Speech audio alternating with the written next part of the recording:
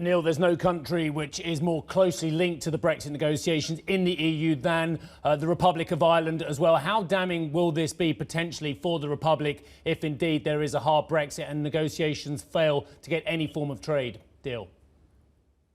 Well, of course, of all the EU 27, Ireland exports the most proportionally to and through the UK, and we're quite well aware of the economic impacts of what a terrible decision this might be by the British government. But we have to remember the country that suffers the most in a no-deal Brexit or in a bad Brexit is the UK itself. It's going down this route for no apparent reason but domestic political gain. We in Ireland have continued preparations quite deeply. We've more Brexit omnibus legislation coming through the Dáil this week. Last week, our Taoiseach Deputy Prime Minister announced a further suite of packages to support businesses that could be exposed. But putting economics aside, and I know that's difficult on a network like this, the priority of the Irish government and our European partners throughout this process has been to protect the very fragile peace process on this island. This legislation and the particular parts of the Internal Markets Bill undermines that protocol that took us a long time to negotiate between the UK and the EU that ensures there's no hard border in Ireland and therefore doesn't open the door to a return to dissident terrorist violence, something my generation grew up with and we very much hope we'd left behind. Yeah, look, Neil, I get a lot of what you're saying, but perhaps I diverge slightly from you because you're saying about domestic political gain. I would have got that if it had been the old Theresa May party, but he's got a whacking great majority despite the rebels yesterday within his own party as well.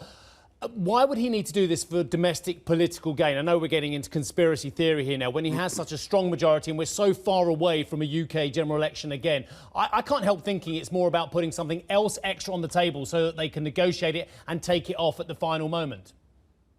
Well, certainly, and that's why at the very outset of the Brexit process, we were quite clear that we didn't want the situation in Ireland, or indeed the rights of citizens, to get tied in as a negotiation tool in a trade negotiation. And that's exactly what the British government has done at this point. They've taken the peace in Ireland, they've taken the rights of citizens, be it the 900,000 Brits that live in Spain or the 300,000 Brits that live here in the Republic, and they've put that right in the middle of trade negotiations, saying if we don't get concessions on fisheries or state aid, we're going to tear up an international treaty which we signed less than a year ago. It's absolutely shameless behaviour and something you don't expect from an honourable country. And indeed, when you talk about international rule of law and respect for treaties, how can the United Kingdom put pressure on China over their legal obligations to Hong Kong while they're prepared to walk away from this international treaty? When it comes to the trade negotiations, one of the big questions throughout the whole Brexit process has been who has more at stake here, who is in a stronger position. I'm curious if you think the calculus has changed at all through COVID. We know that the Europeans are now much more focused on the European Recovery Fund that they've just agreed. We've also got, the Green New Deal on the table here, and then a number of different foreign policy initiatives on top of COVID. So has this changed the sort of power dynamic when it comes to the trade negotiations? Well, the power dynamic is quite clear. The EU is considerably larger than the UK. The EU is the world's largest economic bloc. But I think we need to be quite clear. Brexit is not a big issue in the EU. It's a big issue in Ireland, but it was probably only the third item on the evening news last night. Most of our colleagues, and I speak with European colleagues every day, they have moved on from Brexit. It does not affect them in the pocket as much as it would the people in the UK. What we're quite clear in Ireland is we want to see out a trade deal based on agreed terms. There's no mystery to this.